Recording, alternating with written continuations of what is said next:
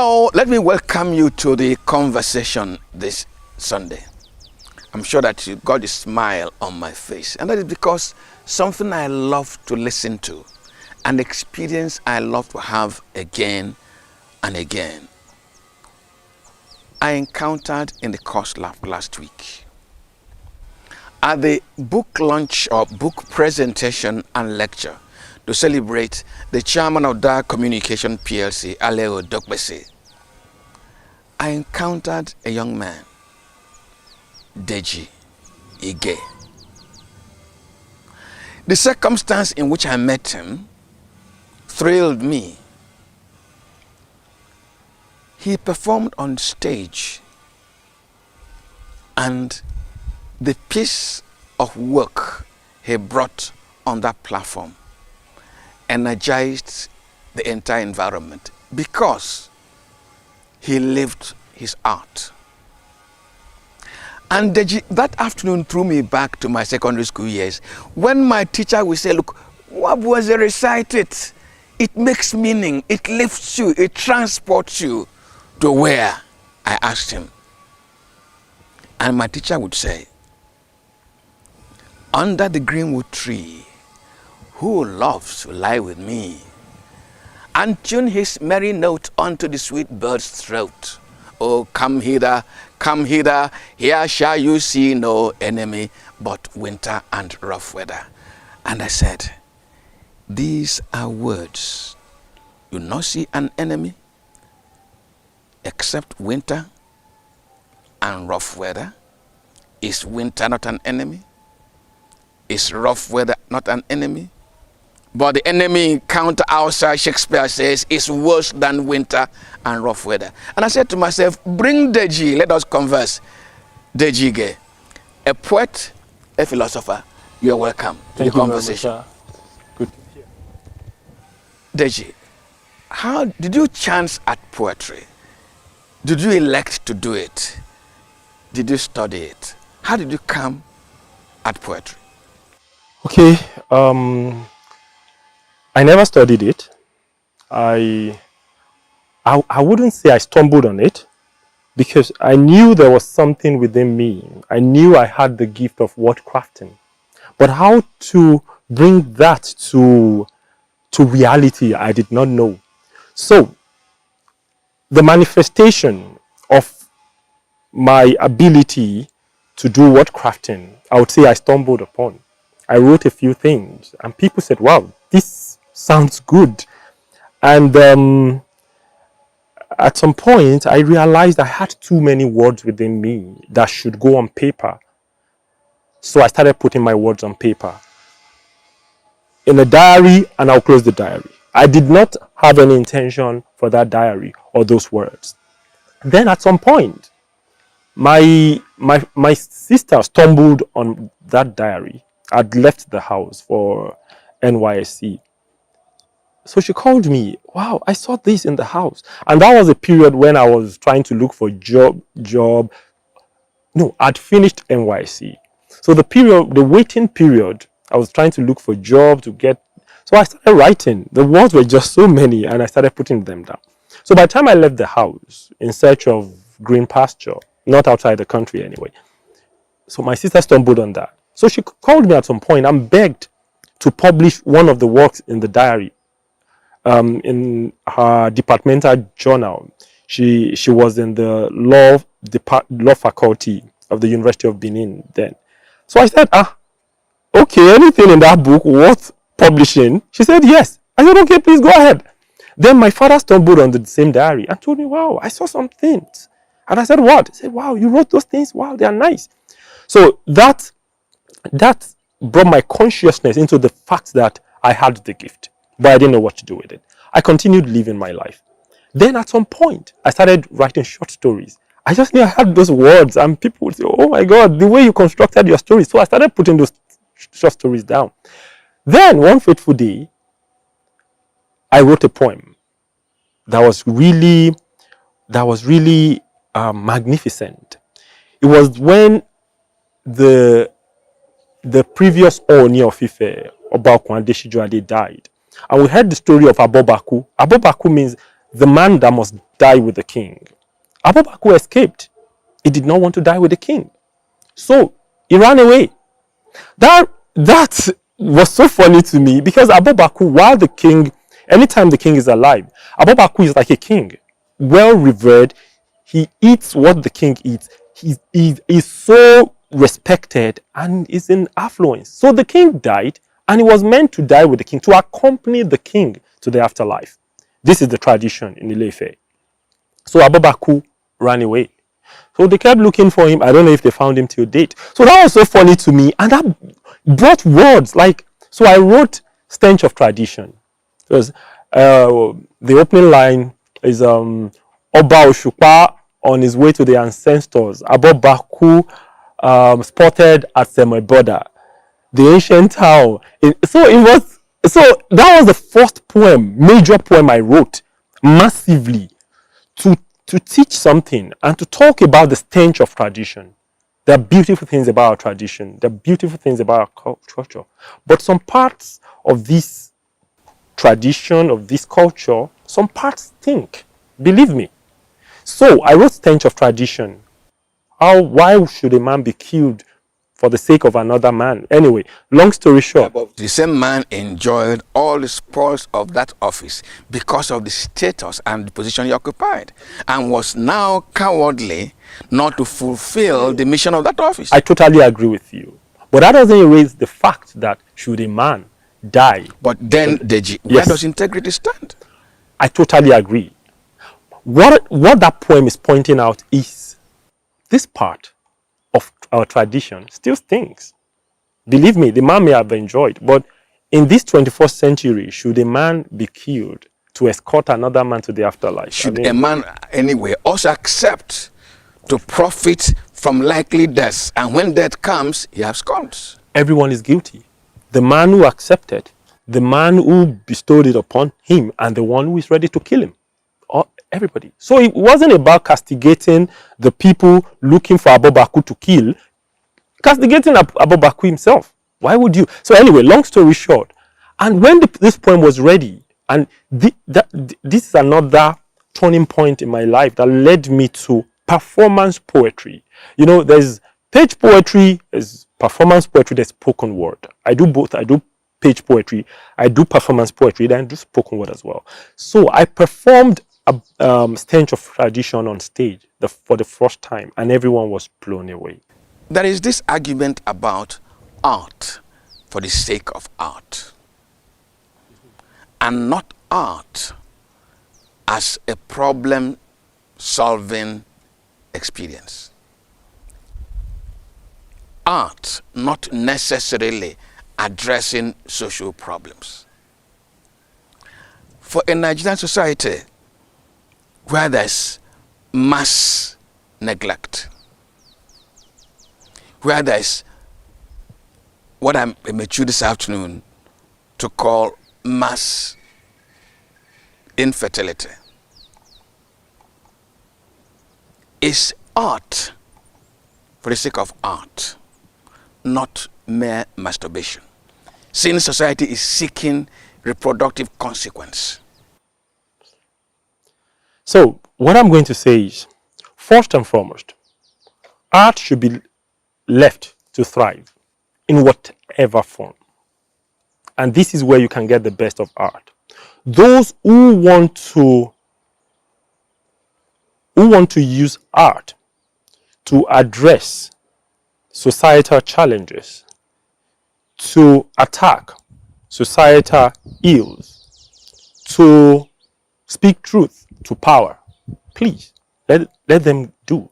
And those who want to use art as a form of escape, first to clear their head, even if they are ranting, but once they are producing something tangible that can be called art, then I wouldn't call that a waste.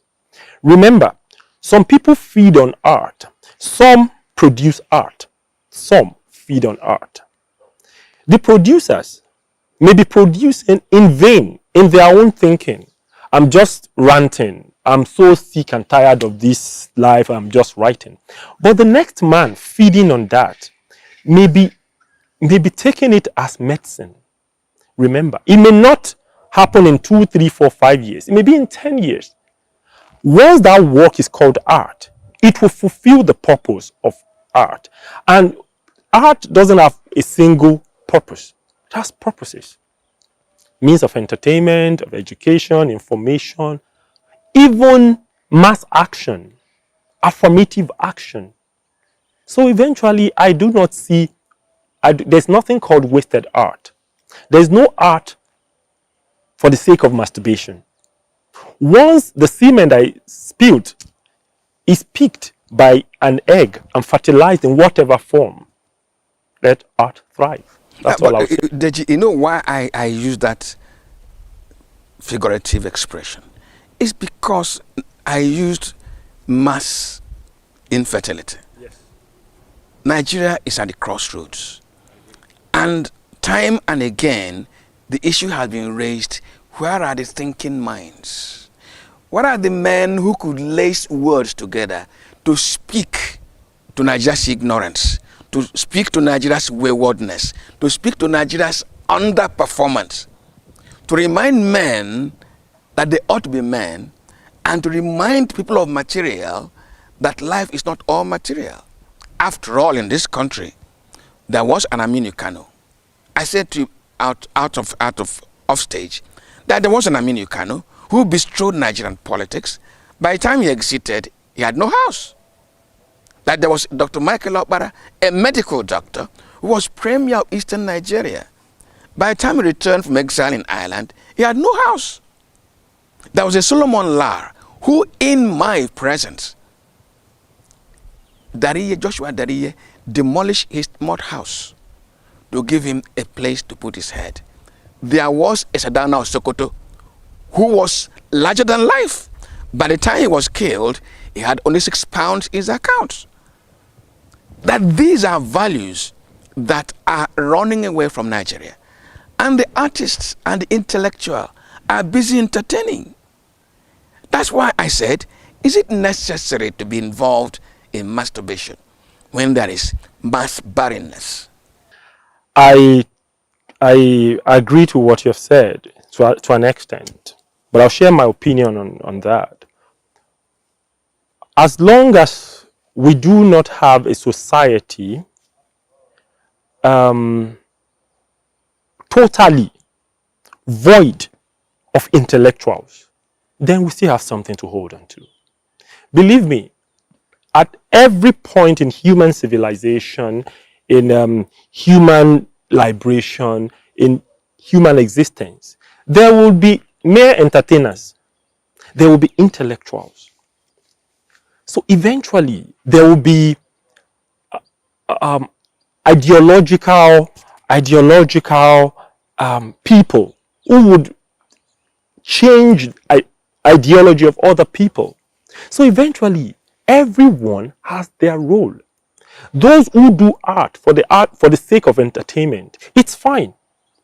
But the question we should be asking is the voice of those who use art to pass a message louder than the voice of those who use art as a mere form of entertainment? Maybe we should reverse it in this form. We should find a way to increase the volume for those who are using art to teach, to change. This is all I can say. But remember, a society still needs those who use art to entertain. Okay, Deji, let me draw you into a specific. Okay. Today, the drums of division are so loud in Nigeria.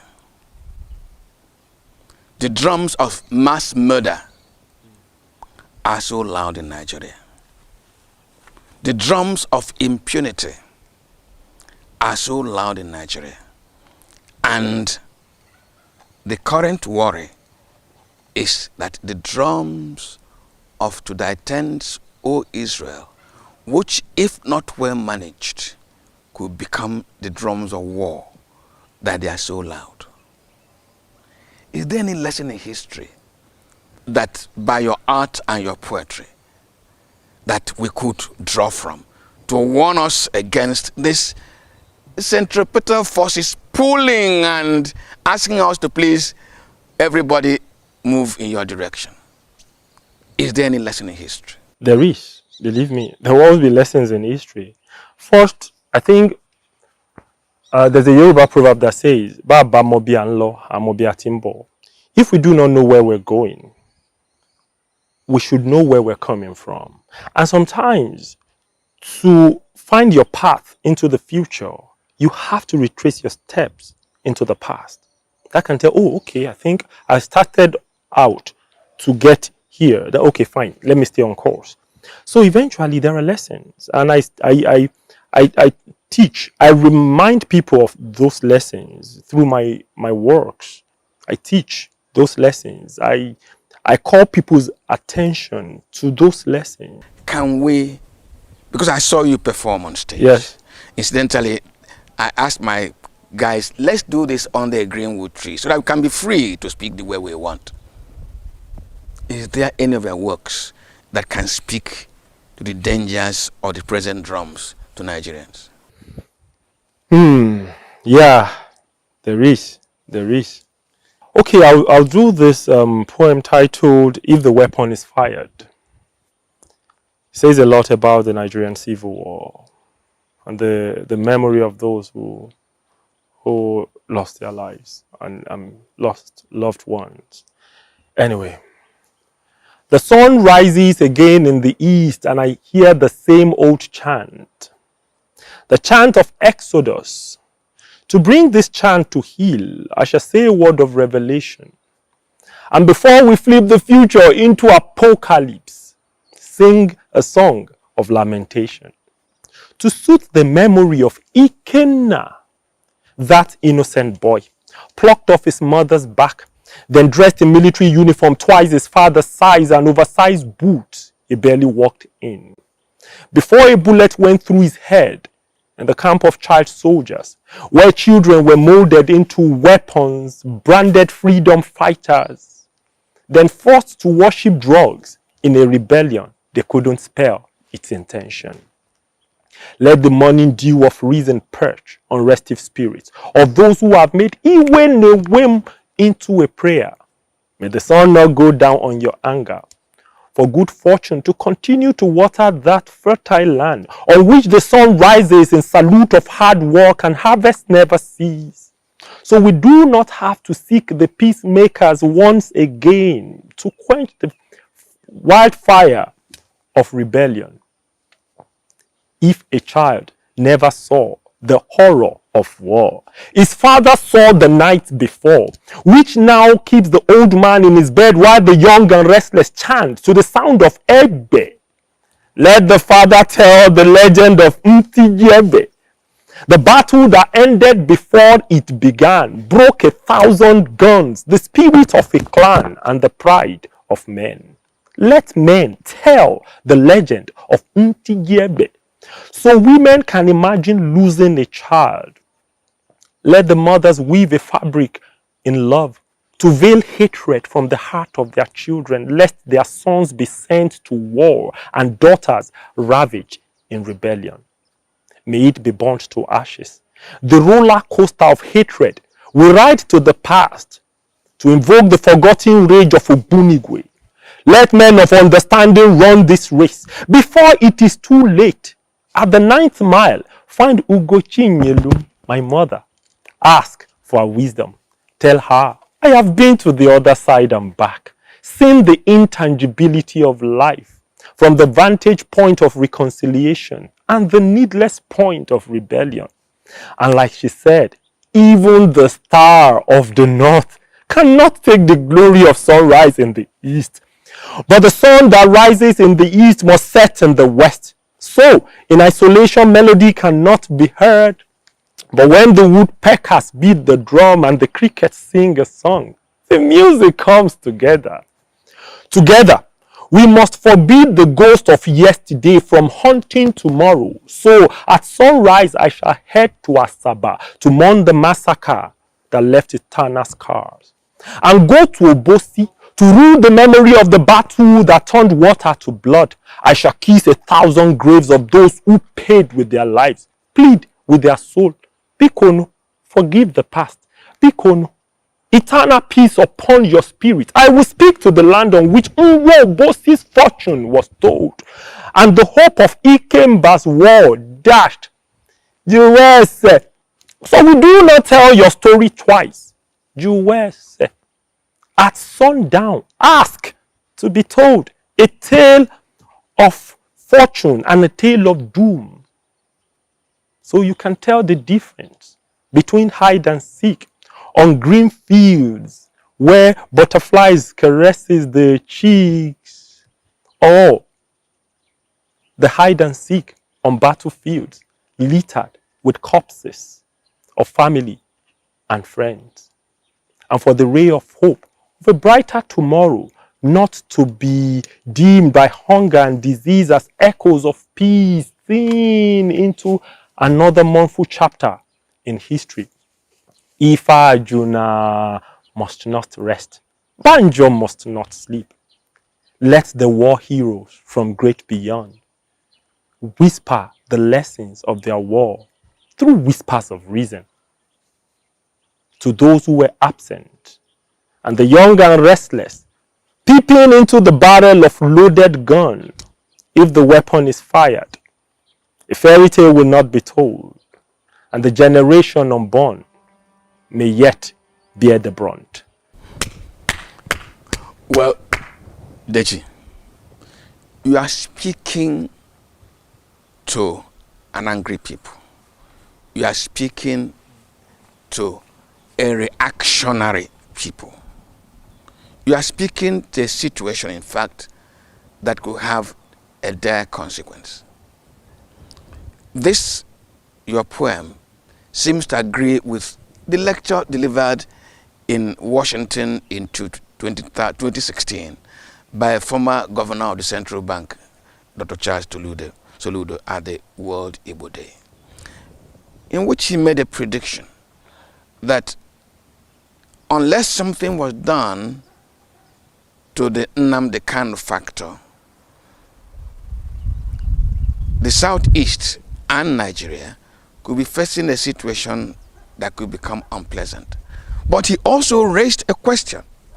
He asked, where were the intellectuals? What was the debate like? Where are they to contribute to synthesizing of thoughts in such a manner that the table and conversation could solve a problem instead of the guns about which you've warned? But, Deji, I must also ask a question. Yes, the man who is beating the drum of war and the youth, ignorant youth, who is anxious to put his hands on the trigger and fire the first shot, may be a fool. But how more foolish is the person, or isn't the person, who is stoking the reason for this reaction? For indeed, they say for every action, there's an equal reaction. And a child cannot start crying when there are no hands beating it. So what do you say? Do you have any piece of work that can speak to these slapping hands, the inequity and the inequality they are complaining about? The convoluted federation they are complaining about? The refusal to accept intellect as necessary yardstick for running national affairs? Where is the competence and where is the skill? There is a piece of material I will play at this juncture. It was sent to me by a colleague just last Sunday, and it happened to be a piece of IPOP propaganda. But somehow, this piece reminded me of my secondary school days in Eastern Nigeria. I attended an all-boys Anglican grammar school in which we had boys from all over Nigeria. I want to still remember Ekriko. I want to remember Benjamin Olushola. I want to remember one other boy from today's Oyo State who was a Muslim. I want to remember Man White, who was from Kano. Let me mention others: Felix Onyeneke, Samuel Oporocha, AIC Yumunabike, many of my classmates. All of us, Nigerian young men, aspiring to be educated to lead Africa. I had elected then that I'll live my life in a science laboratory. Because I had a lecturer, a teacher, my physics teacher, Ododo, who ended up in NASA in USA. I had my geography teacher, who became one of the world's best town planners. So we had ambition. And then suddenly, some, pardon my language, some ignorant, intellectually short soldiers decided to stall the whole of this through a coup, and then coup, and then coup, and then they introduced a divisive line of reasoning, line of thought. Today, the consequence of that war is that when I returned to Lagos in 1972, my classmates were managers. I was looking for a job as a clerk. I went to the university looking after 30 years, heading to 40. And I say so because of this piece of poem I just read that now. Is it also not necessary at this point, Deji, for me to enjoy that piece of work that also speaks to those who are causing disaffection and whose actions may cause a war? Okay, yes. I'll do a poem titled Where Are Those Days? And before I do the poem, I think there's a Yoruba proverb that says, Ba ba mo bi an lo, a mo bi a ti n bo. Now, which means if we do not know where we're going, we would know where we're coming from. So the implication of that is when you can trace your steps back, you can actually figure where you're going. You mentioned the days when Nigerians were Nigerians. Boys and girls from all over the country came together for a common purpose, for education, they saw a future. They wanted to be great. They wanted their country to be great. Those moments are dead. Let's call a spade a spade. And remember, your generation is away from the current reality. You can't carry placard anymore. You can't carry gun. You can't carry machete. Now, the generation doing this, I believe, majority of them are ignorant of those days. How that at some point we were united.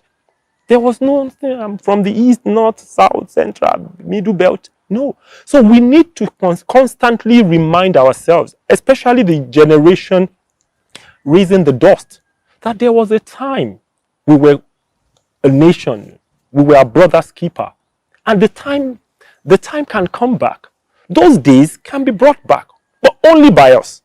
So this will lead me to this poem, Where Are Those Days? Just before you come into Where Are Those Days, Deji, there are people whose only value today is putting their hands on the chest. In fact, what they consider the dead man's chest filled with gold, and they eat Nigeria up with reckless abandon, warranting people of doubtful integrity who have eaten from those chests to become governors, yes, to become senators, yes, to become men to be considered in society, to the point that what this conversation you and I had this afternoon, they say, look, these are the rantings of people who cannot make it. And making it means eating off the national resource, the opportunities, the monies, the friendship, the familial relationships, and it pays them. Can you talk to them now? So eventually, the generation of those who feed off the flesh of the people will soon leave, believe me. Writers are called prophets. Poets are called prophets. Sometimes when the writers get their words, or where they get their words, I would call it a spiritual realm. That is why today Bob Marley's words are still relevant. Fela's words are still relevant. They will still be relevant into the future. So what I'm saying is, those people will leave. Believe me. Whoever keeps his hand on the treasure chest of the people and looting it dry, at some point will take the. If you don't take it off willingly, death will help you take it off. But a generation must be prepared to take charge when those are gone. And this is the generation someone like me would speak to. I've lost those who are keeping their body on the treasure chest, let them be. But we need to prepare the generation to come and take over, to be mentally ready, to be ideologically ready, politically ready to do the right thing. So hence, where are those days? Can I verily bury this memory? Can I ever not rule over the days of glory? I think they are gone. Noble ways of good old days in this land, I guess, disappeared with the granite pyramids of Kano. The acid rain that withered fertile fields of brotherhood in Jos also killed compassion in the neighborhood of Lagos. Rails were built to connect cities and heart of folks who lived apart, I was told. Children who had little to eat would await travelers in Kaduna with open arms and offerings of tuwo masara, which they shared in elation to strangers from Owerri and Warri, weary and hungry, on their journey to foreign lands they later called home. In search of where it all began, I groped in the darkness of days at hand. My foresight went hazy, so I stumbled on my father's broken heart, broken by stumbling blocks of unpaid pension and bonds inflicted by compatriots who made him queue in the sun to earn the peanut called pension. My father screamed as the pain grew sharper when the politicians mentioned this paid pension as an achievement of their government. So, for my hazy vision and the inadequate attention of my generation to the state of the nation, not asking the aging generation the direction to our destination. My father gave me punishment to write an epistle on how it all began. His opening line threw me off balance.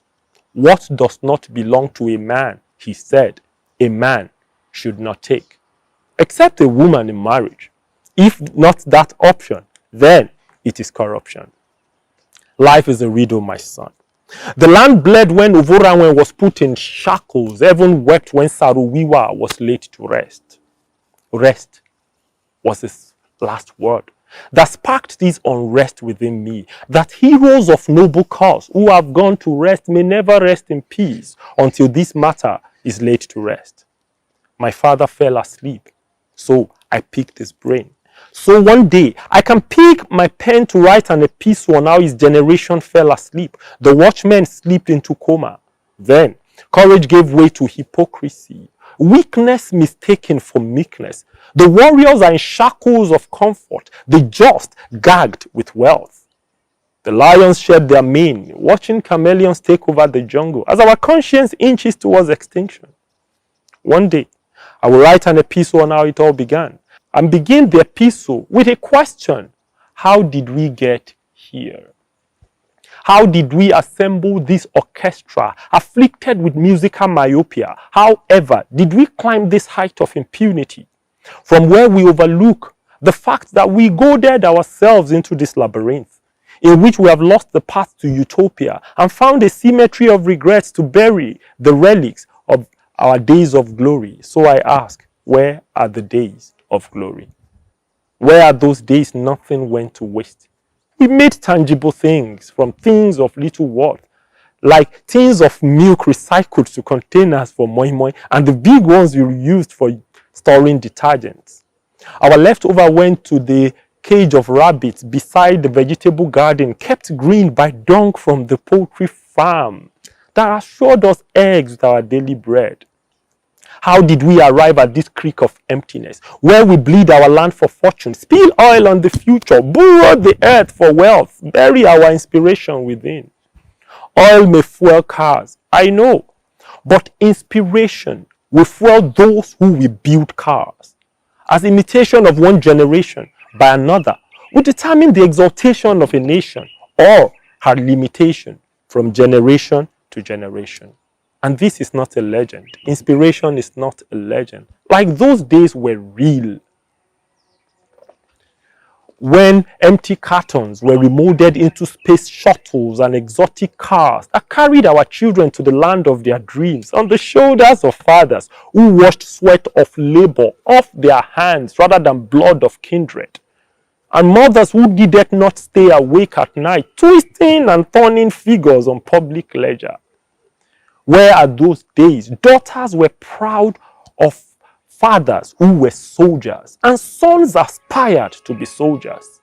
I'm afraid generals now handle cash than guns, and I've seen colonels amass wealth better than living up to their rank on the battlefield.